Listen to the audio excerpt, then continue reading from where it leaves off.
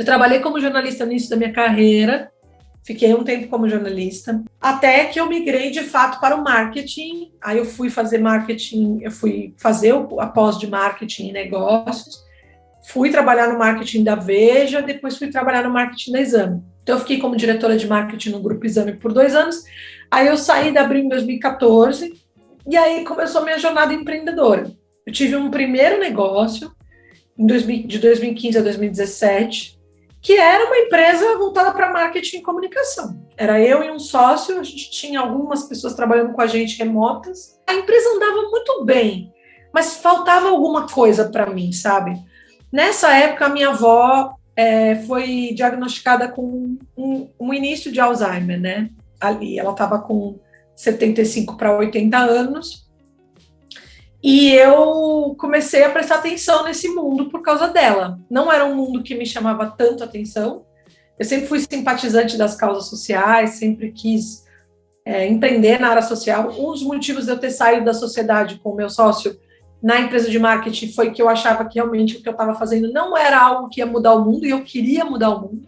Eu tinha esse sonho de, eu quero mover montanhas, eu quero fazer as pessoas perceberem que as coisas podem ser melhores na vida social e na nossa sociedade como um todo do que é hoje. Eu comecei, acho que, a incubar um pouco a Mais Vívida na minha cabeça quando eu percebi o quanto o trabalho fazia falta para minha avó, né? O quanto o dia a dia dela ficou vazio quando ela deixou de trabalhar, sendo que ela não estava ainda em um estágio avançado do Alzheimer, ou seja, ela tinha muito para viver, né?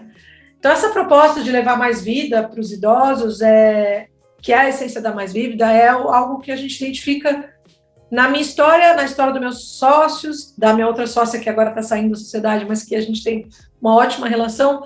Todo mundo se conectou por esse propósito de como levar vida. E a forma como a gente encontrou de fazer isso foi através da intergeracionalidade, né? A gente se deu conta que tinha uma taxa de desemprego muito grande entre jovens no Brasil. Então você tinha essas duas pontas, né, das gerações muito distantes, passando por necessidades ligadas à socialização, à solidão, à depressão, à ansiedade, muito parecidas, mas por contextos diferentes.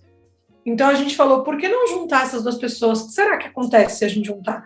Eu não tinha a menor ideia de que isso se chamava intergeracionalidade, sendo bastante honesta com vocês, não tinha base científica nenhuma, a gente simplesmente teve a ideia, testou e deu certo. E aí, quando deu certo, que a gente fez os primeiros testes assim, eu fui conversar com os gerontólogos, comecei a procurar pessoas da área, né? No fim das contas, teve uma gerontóloga que está no grupo do envelhecimento, que foi ela quem me levou para lá, inclusive, que se chama Margarita de Cássia Mizan, que é uma querida, que foi o nosso prumo naquele momento, porque aí eu falei, não, a gente precisa entender a parte da ciência que estuda isso, para ver se o que a gente está fazendo só parece bom ou de fato é bom, né? Que são coisas diferentes. Então a gente contou muito com a consultoria dela para isso, né? E aí foi o começo de tudo. Ela fez uma consultoria para a gente, trabalhou todo o processo com a gente, ensinou muita coisa para a gente do que viria a ser a Mais Vívida mais tarde. E aí estou aqui. Eu queria que você contasse um pouquinho para a gente, que é justamente assim, o que realmente você faz em termos de ações para que haja essa intergeracionalidade, tanto na sociedade, como a gente leva isso para uma empresa. Bom, a Mais Vívida começou com a intergeracionalidade pura e simplesmente. A gente causava esse encontro e funcionava super bem. Só que para vender numa escala maior, a gente percebia que as pessoas precisavam entender um pouco mais o benefício disso. Então a gente começou a testar objetos para esses encontros, do que poderia acontecer nesses encontros, e também inclui aí muito de como aprimorar a intergeracionalidade.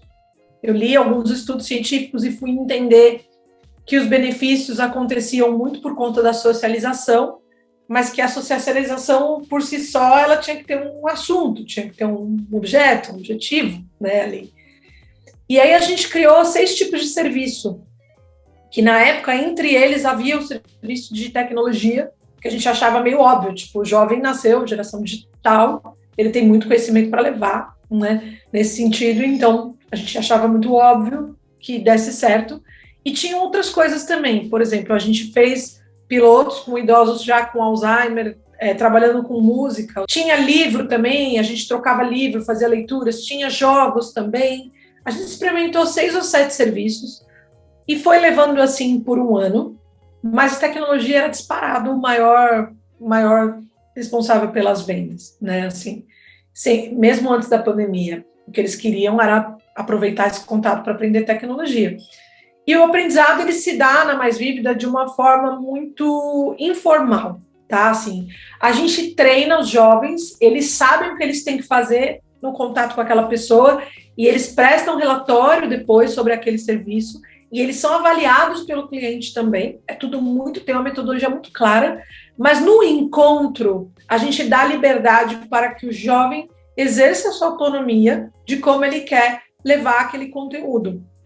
E funciona muito bem. Então, a base do nosso método é a criação do vínculo entre as duas pessoas. A partir do vínculo, o aprendizado acontece de uma forma bastante mágica, assim, né? Porque você cria vínculo, você cria confiança e tem a motivação daquela pessoa que a gente informa para o jovem também. Quando um cliente contrata o nosso serviço, a gente informa também para o jovem isso, né? Por que ele está querendo aprender, o que ele está querendo aprender, como ele pretende usar isso. Então, essas informações ajudam a adequar um pouco o conteúdo que está sendo levado. Todos eles preparam a aula antes do encontro, eles têm um preparo anterior, mas eu não fiscalizo esse material, eu não entro como se fosse uma escola, você entendeu? É uma coisa muito baseada no vínculo social. E aí, respondendo a pergunta da Eli, eu acho que a gente pode falar em 2 tipos de serviço hoje, tá? O primeiro deles é assim, a empresa digitalizou e o público não. Como é que faz, né? Então, com a pandemia, a transformação digital chegou no seu ápice nas empresas. Aí chega o Itaú, manda uma carta pro cliente idoso, falando agora você só vai usar os canais digitais. Só que eles não sabem usar. Então, o nosso cliente é o cliente que quer educar esse público para não perder esse cliente idoso como cliente dele. Que, por acaso, é a população que mais cresce no Brasil hoje. Então, quem não está olhando para isso, não sei para onde está olhando. Então, a gente está conversando com bancos, aplicativos de delivery, empresas de telecomunicações e entretenimento, todo mundo que precisa levar este público para os seus canais digitais, para ajudar a criar estratégias em conjunto para que esses clientes usem os canais digitais da empresa. E outra questão também, que é bem legal, é saber o que os mais velhos querem hoje, né? Então, uma vez eu saí perguntando mesmo, perguntando na rua, perguntando para o Uber, fazendo uma entrevista com um monte de gente, 50 mais. E aí eu perguntei o que eles gostariam de fazer pós-aposentadoria, porque muitos ali já estavam aposentados, e o que eles viam, como é que eles viam o futuro deles diante daquela situação, né, que vão viver muito mais. E aí eles começaram a falar que a maior vontade deles era ensinar o que eles já tinham aprendido.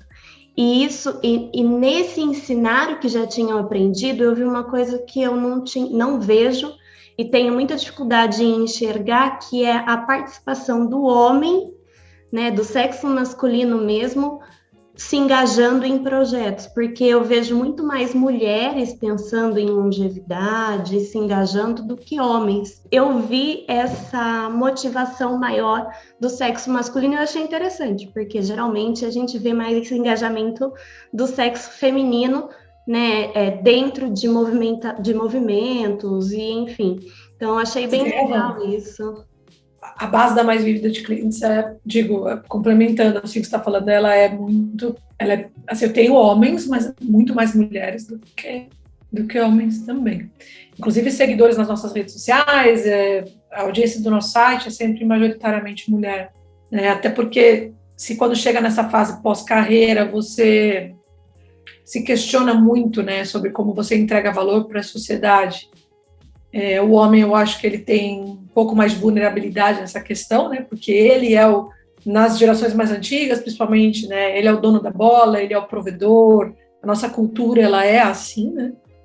Então, eu vejo meu pai agora que está passando pelo processo de aposentadoria, ele vai se aposentar em breve, então eu acho que esse é um desafio muito grande, essa questão dos gêneros. Eu acho que o comportamento é totalmente diferente mesmo, tanto que, assim, a gente percebe que entre o público homem como cliente mais vívida, o público masculino, ele quer uma aula mais objetiva, ele quer menos papo e mais conteúdo, entendeu?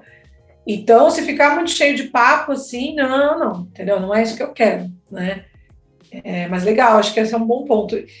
E trazendo outra novidade que eu acho que acho que pode ser legal falar, porque tá trazendo também para as empresas para dentro do tema, que tem um pouco a ver com o nosso talk aqui. Hoje a gente tem um app, né, que é um web app, na verdade. A tecnologia não é de app nativo, que a gente chama, que você vai na Store e baixa. É um endereço que você entra e que performa no seu celular como se fosse um app, e que você consegue instalar o atalho também para aparecer um app no seu celular, mas ele é muito mais leve do que um app nativo, né? Então, nosso app vai ter em breve, spoiler aqui, uma área para ensinar. A gente deve trazer um pouco de público masculino também, e a gente está honrando com o nosso compromisso de levar mais vida para essa fase da vida, né? Então, um botão é Me Cuidar, que é a área patrocinada pela Danone hoje, e a gente está oferecendo para a Danone. Engraçado que muito do que você falou, Eliane, e a Jéssica também trouxe aqui agora, foram coisas que a Danone trouxe para a gente também, como demanda. Primeiro, sair do discurso e ir para a prática era uma necessidade, um briefing deles, muito claro, né? Então, isso para eles era algo que não estava no RH, estava no marketing, nada de pesquisa, mas era o desafio da marca, na visão deles. Então, a Mais Vívida, ela faz parte da parte prática do discurso que eles estão adotando agora nessa campanha, né? Acho que isso é uma coisa legal. E a gente já tinha desenhado esse app lá atrás, como eu falei, quando a gente começou a fazer pesquisas com o público, porque percebeu a mudança que estava acontecendo. A gente não conseguia, durante a pandemia, vender muito, porque as pessoas não estavam comprando nada, e principalmente presencial, né? A gente passou por um vale bastante significativo, onde teve muito aprendizado. E aí a gente teve na pesquisa essa percepção, a necessidade de ensinar, a necessidade de aprender, ou seja, a gente manter a nossa linha de lifelong learning com a socialização, mas com o aprendizado, né? Tendo o aprendizado como meta, como motivação, e o Me Cuidar, né? Que seria assim, então, se eu já estou nesse ambiente, por que não a gente levar outros conteúdos de cuidados preventivos, né? Que não é a nossa expertise, mas é a expertise dos nossos parceiros. Então, esse é um espaço que a gente está dedicando a qualquer empresa que queira entrar com conteúdo. A Danone está falando de alimentação saudável agora. Então, em breve, a gente pode entrar com atividade física, com estímulo cognitivo, com o que a gente achar que faz sentido ali. E esse conteúdo, essa área é da empresa, ele não é feito por nós. Então, não é propaganda, é conteúdo. Não tem nenhum banner da Danone, só tem conteúdo da Danone. Você passa melhor a mensagem de uma marca quando você faz algo por ela, por aquela audiência de fato, e não só fala compre batom, compre batom, compre batom. Isso está muito antigo, né?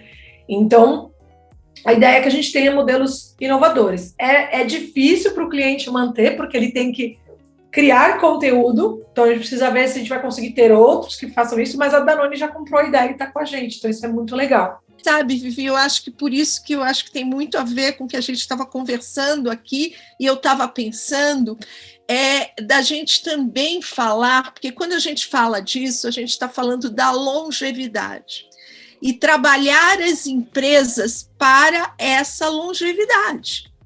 Sim. E aí vai falar com todos os públicos, porque é como diz aí o nosso canal, é um olhar seu para o amanhã. Eu acho que é esse o ponto, quando, assim, no mínimo, se eu não mudar a vida das pessoas que são impactadas pela Mais Vívida, eu vou mudar a minha. Eu estou construindo a velhice que eu quero ter no futuro, e é aí que você põe a mão na massa com vontade, porque você está fazendo algo que você sabe que vai acontecer com você também. E é isso que a gente precisa tratar. São as duas. Sim.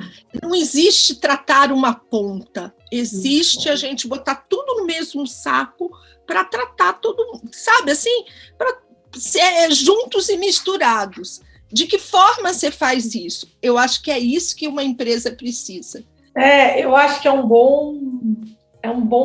boa chave de ouro aí para encerrar o papo, eu falo, né? Porque o que você está me dizendo, e eu concordo, é uma coisa tão simples quanto longevidade não é uma palavra para velhos, é uma palavra para jovens. Você é jovem, você tem que pensar em longevidade, né? É lógico que quem é velho também, mas o meu ponto aqui é, você faz uma matéria, um artigo, um vídeo sobre longevidade, quem que vai buscar sobre longevidade? Geralmente a pessoa mais velha, os mais jovens não buscam conteúdo sobre isso. Tem uma reeducação aí para ser pensada, né? Então, é muito maluco. E é uma mudança que vai acontecer, é tipo trocar o pneu com o carro andando mesmo, porque aí a sociedade já está envelhecendo. E se a gente não perceber isso logo, vai perceber quando?